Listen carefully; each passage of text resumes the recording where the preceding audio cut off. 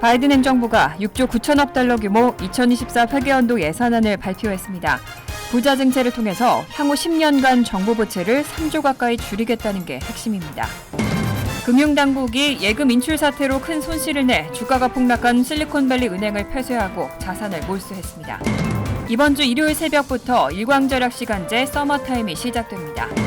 뉴욕주에서 코로나19 변이에 감염된 쥐가 발견됐습니다. 쥐에 감염된 코로나19 변이가 다시 인간에게 전파될 수 있다는 가능성도 나왔습니다. 총격 사건의 용의자로 지목돼 2014년부터 무려 18년 동안 수감 생활을 해온 남성이 누명을 썼던 것으로 드러났습니다. 이상은 이 시각 주요 뉴스입니다. 시청자 여러분 안녕하십니까? KBN 뉴스입니다. 바이든 행정부가 6조 9천억 달러 규모의 2024 회계연도 예산안을 발표했습니다. 이번 예산안의 핵심은 부자 증세를 통해서 향후 10년간 정부 부채를 3조 가까이 줄이겠다는 건데 공화당이 강하게 반대하고 있는 만큼 원안 그대로 통과하진 못할 것으로 전망됩니다. 어제 바이든 행정부는 6조 9천억 달러 규모의 2024 회계연도 예산안을 발표했습니다. 이번 정부 예산안은 기업과 부자 증세, 사회 안전망 강화 등을 핵심으로 하고 향후 10년간 연방 적자를 2조 9천억 달러 줄이겠다는 목표입니다. 이번 예산안에서 가장 눈에 띄는 것은 기업과 부유층에 대한 증세 방안으로 바이든 대통령은 이를 토대로 사회 안전망을 확충하고 정부 부채를 줄이겠다는 구상입니다. 상위 0.01%의 자산가들에게 최소 25%의 세율을 적용하기로 했는데 백악관은 이 세금을 억만장자에 대한 최소 세금이라고 부르고 있습니다. 특히 연소득 40만 달러가 넘는 개인에 대한 소득세 최고 세율도 37%에서 39.6%로 올리고 법인세율은 21%에서 28%로 늘리는 안이 담겼습니다. 급여와 자본소득을 포함해 연 40만 달러가 넘는 소득에 대한 메디케어 세율도 3.8%에서 5%로 인상됩니다. 대신 40만 달러 이하 연소득자에겐 세금을 추가로 올리지 않습니다. 또 코로나19 대유행 시기에 확대됐다가 지난해 종료됐던 자녀 추가 세액공제를 다시 되돌리는 안도 추진됩니다. 이전 수준으로 돌아갈 경우 자녀 한 명당 최고 3,600달러의 혜택을 받을 수 있습니다. 하지만 언론들은 예산 처리 권한을 가진 하원 다수당 공화당이 증세 등에 강력히 반대하고 있는 만큼 원안이 통과될 가능성은 거의 없는 것으로 관측하고 있습니다. 실제로 공화당은 이번 예산안에 즉각 반대 입장을 표명했습니다. 금융당국이 예금 인출 사태로 큰 손실을 내 주가가 폭락한 실리콘밸리 은행을 폐쇄하고 자산을 몰수했습니다. 지한샘 기자입니다. 캘리포니아주 금융보호혁신국은 오늘 실리콘밸리 은행을 폐쇄하고 연방예금보험공사를 파산 관제인으로 임명한다고 밝혔습니다. FDIC는 산타클라라 예금보험국립은행이라는 이름의 새 은행을 새로 설립하고 실리콘밸리 은행의 모든 자산과 예금을 몰수해 이 은행으로 이전했습니다. 이번 조치는 지난 2008년 금융위기 당시 파산한 저축은행 워싱턴 뮤추얼 이후 가장 큰 규모의 폐쇄 조치라고 AP통신은 전했습니다. FDIC의 예금보험 한도는 25만 달러 이내입니다. FDIC에 따르면 현재 실리콘밸리 은행의 자산은 2,090억 달러, 예금은 1,754억 달러 규모로 이 중 보험 한도를 초과한 예금액이 얼마인지는 알려지지 않았습니다. 실리콘밸리의 스타트업들과 주로 거래하는 실리콘밸리 은행은 고객들의 예금 인출이 늘어나자 보유한 만기 전채권을 급하게 팔아 18억 달러 규모의 손실을 냈고 그 여파로 이틀 연속 주가가 60%대 폭락해 나스닥으로부터 거래 중단 조치를 당했습니다. 실리콘밸리 은행 사태는 연방준비제도의 급격한 금리 인상 여파로 월가의 대형 은행들도 안전하지 않을 수 있다는 공포심을 불러일으켰습니다. 다른 은행들로 확산할지 모른다는 두려움에 어제 주요 4대 은행의 시가총액은 520억 달러 이상 증발하는 등 금융시장이 요동쳤습니다. 그러나 전문가들은 대형 은행들이 실리콘밸리 은행처럼 큰 손실을 내고 보유 채권을 팔아야 하는 상황에 몰릴 확률은 높지 않다는 게 대체적인 관측입니다. KBN 뉴스 지한샘입니다. 연준의 다음 금리 결정 회의는 오는 21일입니다. 제롬 파월 의장이 예상했던 것보다 금리를 더 높일 수 있다고 언급하면서 모기지 금리는 5주 연속 상승했습니다. 주택담보대출 업체인 프레디맥의 지난 9일까지 일주일간 30년 고정 모기지 평균 금리가 6.73%로 전주에 6.65%에서 상승했습니다. 1년 전에는 3.85%였습니다. 모기지 금리는 지난해 11월 7.08%까지 올라 2022년 최고치를 기록한 이후 하락세를 보여왔는데 지난 한 달 동안에는 0.5%포인트 상승했습니다. 샘 카터 프레디 맥 수석 이코노미스트는 연준이 통화 정책에 대해 더 공격적인 입장을 내비치면서 모기지 금리가 상승세를 이어가고 있다고 전했습니다.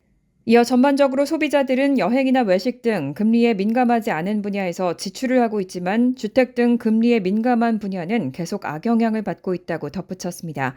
최근 발표되는 고용 관련 데이터와 물가 지표는 인플레이션이 여전히 높은 수준을 유지하고 있다는 걸 보여주고 있습니다.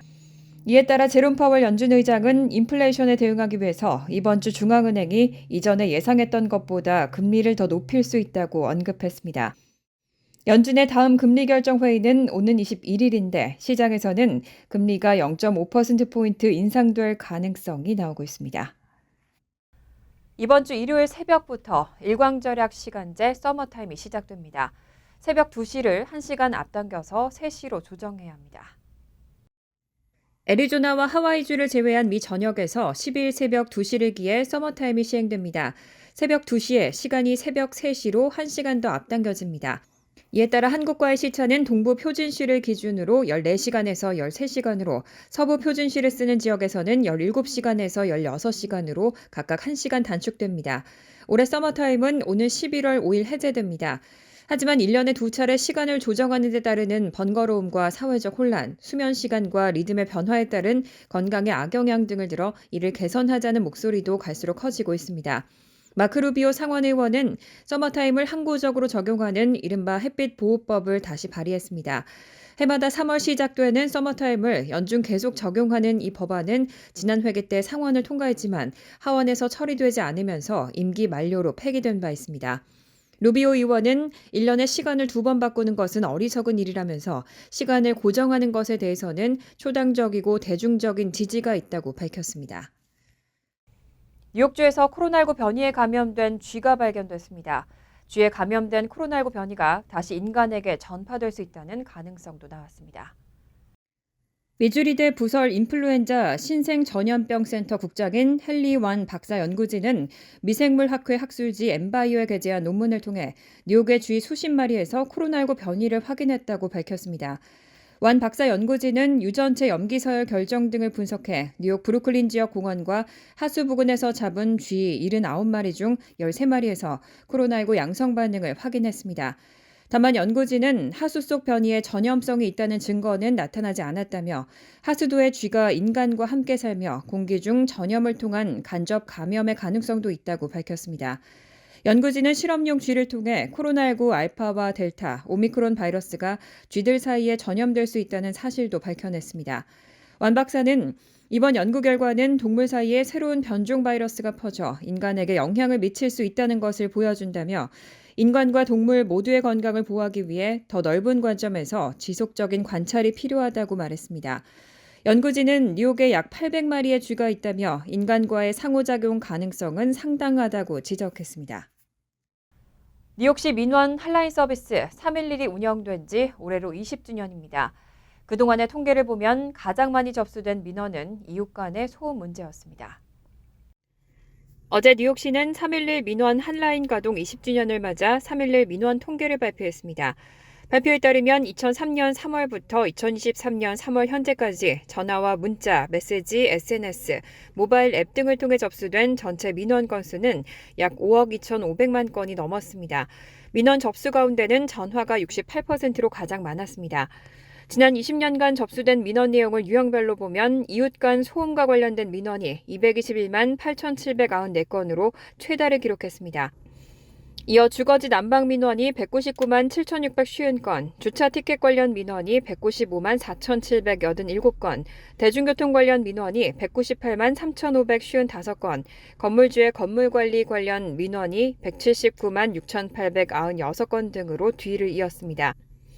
뉴욕시 산하 기관에 대한 서비스 개선 요청은 뉴욕시 주택보존개발부에 집중됐는데 1위는 아파트 유지관리 관련 민원으로 무려 741만 8,404건에 달했습니다. 두 번째는 주거용 건물의 난방 및 온수 민원으로 414만 7,747건, 다음으로는 뉴욕시경에 접수된 주거용 건물 소음 민원이 414만 7,747건으로 뒤를 이었습니다. 에릭 애담스 시장은 20년 전 시작된 311 민원 핫라인 서비스는 소음과 청결, 주차 문제 등 뉴욕 시민들의 삶과 직결된 민원들을 가장 먼저 접수하고 처리해온 시민들에게 없어서는 안 될 필수 시스템으로 자리매김했다며 20년간 밤낮 없이 수고한 311 직원들에게 감사를 드린다고 밝혔습니다. 뉴욕시가 저소득 시민에게 교통비 반값 할인을 제공하는 페어페어스 수혜 대상을 확대하는 방안을 추진하고 있습니다. 1인 가정 기준 소득 $2만 9천, 4인 가족 기준 $6만 까지로 수혜 대상을 확대한다는 방침입니다. 지난 8일 신년 연설에서 에릭 애담스 뉴욕 시의장은 오는 6월 30일까지 이어지는 시의회와의 예산 협상 과정에서 페어페어스 수혜 대상을 대폭 확대하는 방안을 추진하고 있다고 밝혔습니다. 페어페어스 프로그램은 뉴욕시에 거주하는 저소득층 시민의 교통비를 지원하기 위해 만든 프로그램으로 수혜자들은 일반 교통비의 절반 가격으로 지하철과 일부 버스 등의 탑승이 가능합니다. 현재 페어페어스 수혜 대상자는 연방 빈곤선을 기준으로 정해지는데 이를 연방 빈곤선의 200%, 1인 가정 기준 소득 $2만 9,160, 4인 가족 기준 $6만 까지로 확대한다는 계획입니다. 시의장은 현재 페어페어스 프로그램 수혜 대상자 중 절반에도 미치지 않는 28만 3천 명이 프로그램에 등록했다고 설명하면서 더 많은 뉴욕 시민들이 혜택을 받을 수 있도록 프로그램을 확대하고 저소득층의 교통비 부담을 줄일 수 있길 기대한다고 밝혔습니다. 한편 이날 아담스 시의장은 이 밖에도 주택 공급과 인력난 문제 해소, 경제 활성화 등 다방면의 문제를 다루기 위한 방안들을 추진하겠다고 밝혔습니다. 우선 주택 공급의 경우 뉴욕시 주택공사가 소유한 미사용 토지를 개발해서 공공주택을 우선 개발하고 저소득층 아파트와 혼합소득주택도 개발해 주택 공급의 균형을 이루겠다는 계획입니다. 또 인력난 문제 해소를 위해 공공서비스를 제공하는 시정부 기관 일선 직책에 대한 예산 투자를 확대하고 고용 능력을 촉진할 계획이라고 덧붙였습니다. 코로나19 팬데믹을 계기로 미 전역에서는 차량 절도 범죄가 기승을 부리고 있습니다. 지난해에만 전국적으로 발생한 차량 도난 피해가 100만 건을 초과했습니다. 어제 시카고 트리뷴은 보험 사기, 차량 절도 범죄 대응을 전문으로 하는 비영리 조직 NICB가 공개한 최신 자료를 인용해 지난해 미 전역에서 발생한 차량 절도 사건이 전년과 비교해 7% 증가하면서 2008년 이후 처음으로 100만 건을 넘었다고 보도했습니다. 특히 시카고의 경우는 해당 범죄가 전년과 비교해 55%나 폭증하며 전미 최고치를 기록했습니다. NICB가 분석에 활용한 전미 범죄정보센터 데이터에 따르면 주별 차량 절도 사건의 절대 발생 건수는 캘리포니아주가 20만 2,685건으로 가장 많았습니다. 이어 텍사스와 워싱턴, 플로리다, 콜로라도, 일리노이와 오하이오, 미주리, 뉴욕, 조지아 등이 뒤를 이었습니다. 하지만 증가율로 따지면 일리노이주가 35%로 가장 높았고 워싱턴 31%, 뉴욕주가 23%로 뒤를 이었습니다. NICB 최고 경영자 겸 사장 데이빗 글로위는 시카고 대도시권의 차량 절도 범죄 실태가 일리노이주 범죄율 급등에 절대적 영향을 미쳤다고 분석했습니다. 실제로 시카고 경찰에 접수된 차량 도난 피해 신고는 2021년 13,856건에서 지난해 21,516건으로 늘었습니다. 글로이는 또 소셜미디어 트렌드가 차량 절도 범죄를 부추기기도 했다면서 지난해 이모빌라이저가 없는 현대 기아차를 열쇠 없이 시동을 걸 수 있는 방법이 소셜미디어를 통해 확산하면서 현대 기아차가 절도 범죄의 집중 목표물이 되기도 했다고 덧붙였습니다. 총격 사건의 용의자로 지목돼 2004년부터 무려 18년 동안 수감 생활을 해온 남성이 누명을 썼던 것으로 드러났습니다. 용의자와 동명이인이었던 건데 남성은 이날이 오기를 정말 오랫동안 기다렸다는 소감을 밝혔습니다. 어제 뉴욕타임스는 동일 지역에 거주한 같은 이름의 용의자 때문에 18년간 억울하게 수감 생활을 해온 쉘던 토마스가 자유의 몸이 될 전망이라고 보도했습니다. 지난 2004년 12월 24일 토마스를 포함한 3명의 갱단 조직원들은 브루클린의 한 거리에서 당시 14세였던 앤더슨 버시를 살해하고 다른 행인을 다치게 한 혐의로 기소됐습니다. 이후 토마스는 재판에서 2급 살인과 살인 미수 등의 죄목으로 25년에서 종신형 판결을 받았습니다. 하지만 브루클린 지방검찰청 소속 유죄 판결 검토부의 조사 결과 토마스의 판결에 제출된 증거에 결함이 있었던 것으로 밝혀졌습니다. 수사 과정에서 제시된 용의자의 사진이 같은 거주구역에 있던 동명이인이었던 겁니다. 토마스는 애초에 목격자가 진술한 용의자 명단에도 오르지 않은 상태였지만 경찰은 익명의 제보를 받았다며 경찰 데이터베이스에 있던 토마스의 사진을 다른 5명의 용의자 사진과 함께 목격자에게 보여줬습니다. 이후 목격자가 토마스가 용의자 중 하나일 가능성이 90% 이상이라고 진술하자 경찰은 즉시 토마스를 체포했습니다. 토마스가 자신은 살인을 저지른 적이 없다고 항변했고 사건 당일 퀸즈에 있었다고 진술했지만 무시됐습니다. 하지만 조사 결과 경찰이 목격자에게 제시한 사진은 심지어 토마스가 아니라 같은 거주구에 살던 동명이인 흑인 남성이었던 사실이 드러났습니다.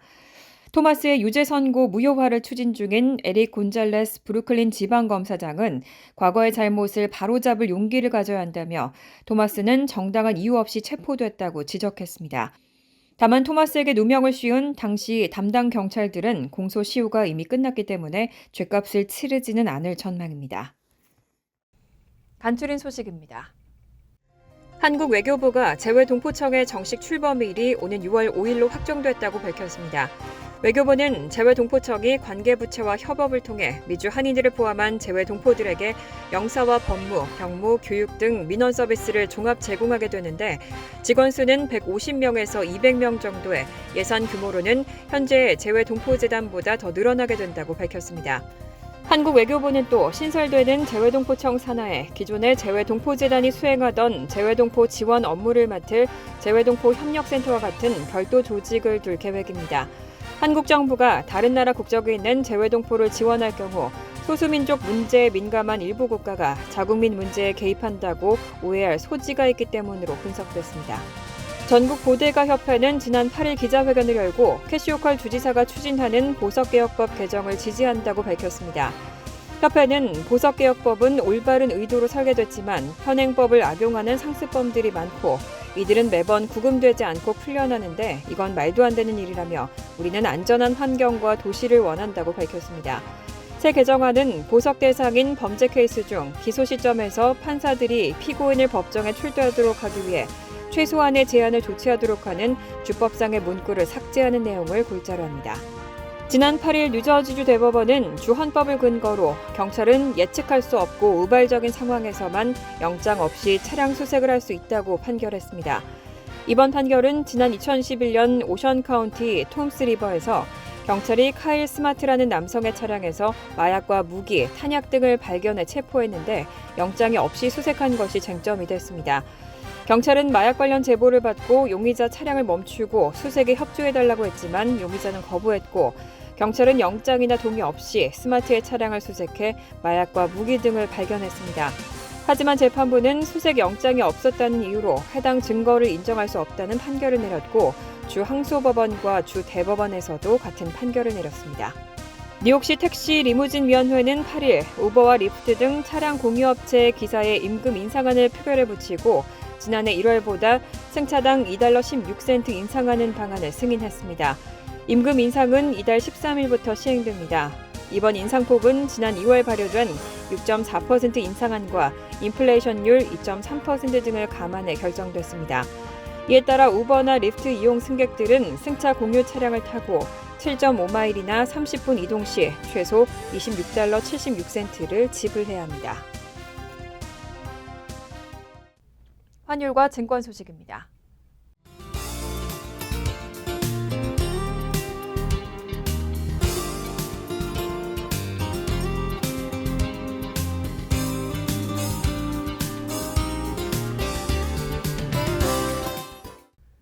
이어서 날씨입니다.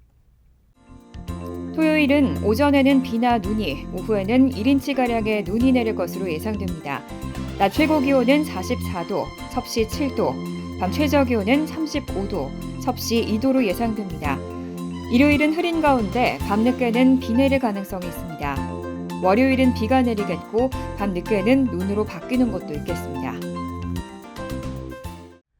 이상으로 KBN 뉴스를 마칩니다. KBN과 함께 즐거운 저녁 되시기 바랍니다.